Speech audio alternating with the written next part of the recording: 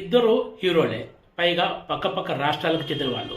ఇద్దరికి యువతలో ఉన్న క్రేజ్ అంతా ఇంత కాదు, కానీ రాజకీయంలో మాత్రం ఎంత తేడానో. ఈ ఇద్దరు ఎవరో ఇప్పటికే మీకు అర్థమయ్యే ఉంటుంది.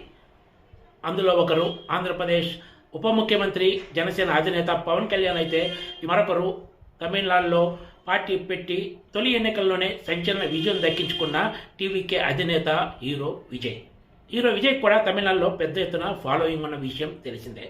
పవన్ కళ్యాణ్ జనసేన పార్టీ పెట్టి 2019 ఎన్నికల్లో తొలిసారి పోటీ చేసినప్పుడు ఆయన కూడా పోటీ చేసిన 2 నియోజకవర్గాల్లో ఓటమి చవిచూసిన సంగతి తెలిసిందే. 2019 ఎన్నికల్లో జనసేన మొత్తం 140 నియోజకవర్గాల్లో పోటీ చేస్తే కేవలం ఒక్క చోట రాజోల్లో ఆ పార్టీ గెలుపు సాధించింది. కానీ టీవీకే విజయ్ విషయానికి వస్తే, తమిళనాడులో పార్టీ పెట్టి అసెంబ్లీ ఎన్నికల్లో ఎవరు ఊహించని రీతిలో విజయం సాధించారు. ఇదే ఇప్పుడు దేశ రాజకీయాల్లో పెద్ద హాట్ టాపిక్గా మారింది. అంతేకాదు, తమిళనాడులో సాంప్రదాయ పార్టీలైన డిఎంకే, ఏఐడిఎంకేలని మట్టి కనిపించి మరీ అందరికంటే ఎక్కువ సీట్లు సాధించడం ద్వారా దేశ రాజకీయాల్లో విజయ్ ఇప్పుడు పెద్ద సంచలనానికి కారణమయ్యాడనే చెప్పాలి. పార్టీ పెట్టిన తర్వాత విజయ్పై వచ్చిన రాజకీయ ఒత్తిళ్లు అన్నీ ఇన్ని కావు. ముఖ్యంగా కేంద్రంలో అధికారంలో ఉన్న బీజేపీ పొత్తు కోసం విజయ్పై పెద్ద ఎత్తున ఒత్తిళ్లు తెచ్చినట్లు వార్తలు వచ్చిన సంగతి తెలిసిందే.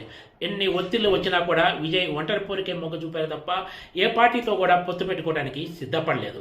ఇప్పుడు ఆయనకు అదే మంచి ఫలితాన్ని ఇచ్చినట్లు స్పష్టంగా కనిపిస్తోంది. ఒంటరిగా బరిలో నిలవడమే కాకుండా సంచలన విజయాలను నమోదు చేసుకుని విజయ్ ఇప్పుడు ఒక చరిత్ర సృష్టించి తమిళ రాజకీయాల్లో ఒక సెన్సేషన్గా మారాడు.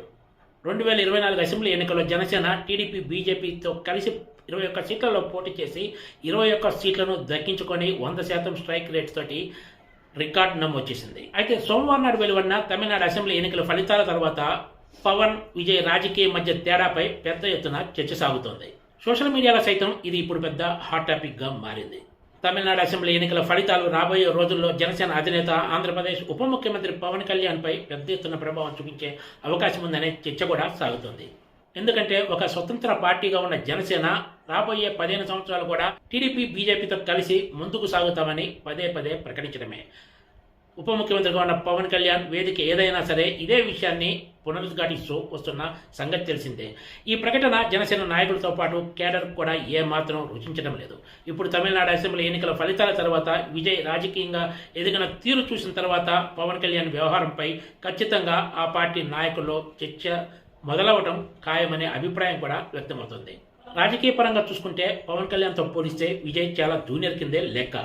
పైగా పవన్ కళ్యాణ్కు చిరంజీవి అండదండలు ఉన్నాయి. నేరుగా పవన్ కళ్యాణ్ పార్టీకి చిరంజీవి మద్దతు ఇవ్వకపోయినా కూడా చిరంజీవి ఫ్యాన్స్ అంతా కూడా పవన్ కళ్యాణ్తోనే ఉన్న విషయం తెలిసిందే. అయినా కూడా ఒంటరిగా ఆంధ్రప్రదేశ్ రాజకీయాల్లో జనసేన పెద్దగా ప్రభావం చూపించలేకపోయిందనే చెప్పాలి. అందుకే ఇప్పుడు విజయ్, పవన్ కళ్యాణ్ మధ్య పోలికలతోటి హాట్ చర్చలు సాగుతున్నాయి. టీవీకే అధినేత విజయ్ వయసు కేవలం 51 సంవత్సరాలే. మరి రాబోయే రోజుల్లో విజయ్ ఎన్ని సంచలనాలకు కారణమవుతారో వేచి చూడాల్సిందే. Please subscribe TG TV.